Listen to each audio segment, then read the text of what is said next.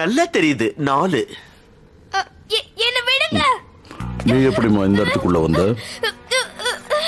படி வழியா. உனக்கு அடிக்கடி பட்டிருந்தா என்ன ஆயிருக்கும்? பைக்கை எங்க இருந்து பிடிச்ச? நம்ம கேரேஜ்ல இருந்து தான் எடுத்தேன். இங்க இருந்து தப்பிக்கிறதுக்கு பைக் வேணும்ல. எப்படி சூப்பர் ஐடியால?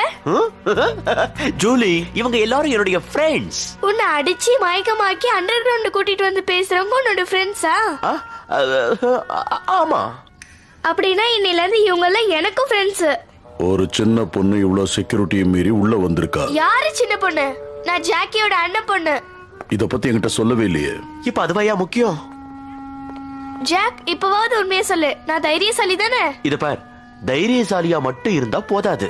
புத்திசாலித்தனம் இல்லாத தைரியம் எந்த காலத்திலயும் யாருக்கும் உதவியா இருக்கவே இருக்காது. புரிஞ்சுதா? புரிஞ்சு புரியாத மாதிரியே இருக்கு. Hello Jackie, uncle. எங்கப்பா இருக்க? அது வந்து சொல்ல முடியாத இடத்துல. இருந்துட்டு போ. அது போகட்டும், அந்த ஜூலி உன் கூடவா இருக்கா? ஆமா, அவ என் கூட தான் இருக்கா.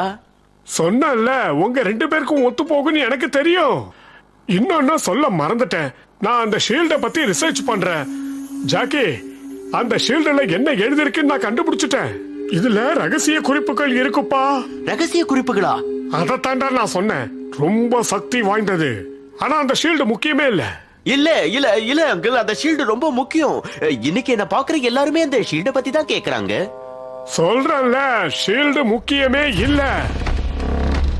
ஷீல்டுங்க. என்னாச்சு அங்கிள்? அங்கிள்,